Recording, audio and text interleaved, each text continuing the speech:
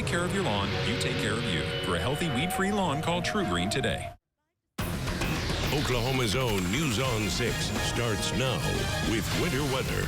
Snow is moving out of Tulsa right now after causing a traffic mess this morning. Thanks for joining us on this Friday. I'm Jonathan Cooper. And I'm Kristen Weaver. We have team coverage across the region and begin with meteorologist Stephen Narins over in the Bob Mills Weather Center with the latest. Hey, Stephen. Hey, Kristen, Jonathan. Yeah, you guys mentioned it. It was a mess this morning. We had freezing drizzle before the snow, like 4 or 5 o'clock this morning. That caused some big headaches, and then snow on top of that. Some heavy amounts, in the range we were expecting about 1 to 3 inches of snow, and some spots went a little above that. A report of 4 inches of snow. That's the high-end report so far in the south side of Jinx. Coweta, a little over 3 inches. Official measurement in Tulsa from the National Weather Service, 3 inches, but we do think that we might see that total go up just a little bit more as they kind of add the final tally on. Coffeyville, Pryor, Muskogee, we've seen 2 to 3 inch reports as well. It's a nice picturesque scene now, and because ground temperatures are still warm enough, we've seen a lot of the sidewalks start to melt that off pretty quickly here. So you look from Gathering Place, it's a beautiful sight. You actually see some of the crews out there working to clean up out there. Snow band still hanging on south and east of Tulsa, even one little lingering snow band in Creek County, but you can see the kind of the downward trend we've had over the last hour or two.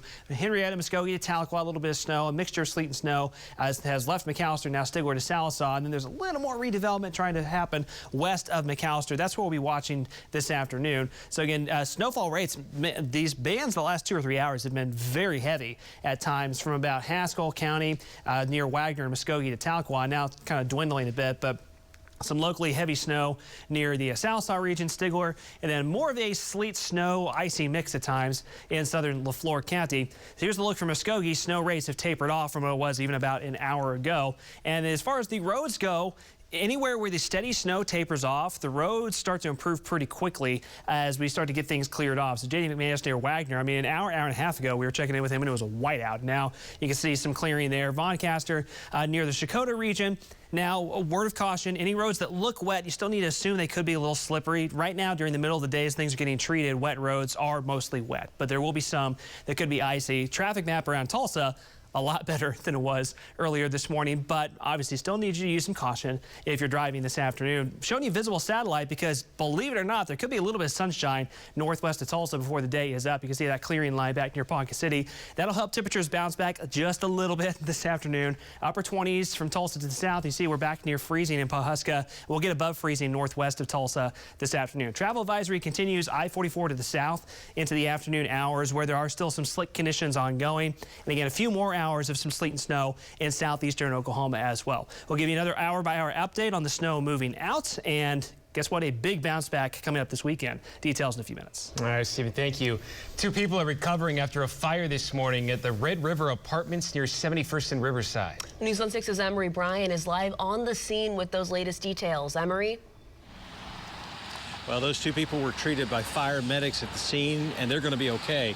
But their apartments burned about 7:45 this morning. The apartment building has 16 units in it, and while only 2 of them had fire inside, 3 others have heavy smoke and water damage, so people are displaced. One man who lived here was in a wheelchair and blind, but he got out. Firefighters arrived in heavy snow to find everyone out of the building, but the fire was burning up from the bottom floor. They had pretty heavy smoke issuing out of the eaves on the end of the apartment.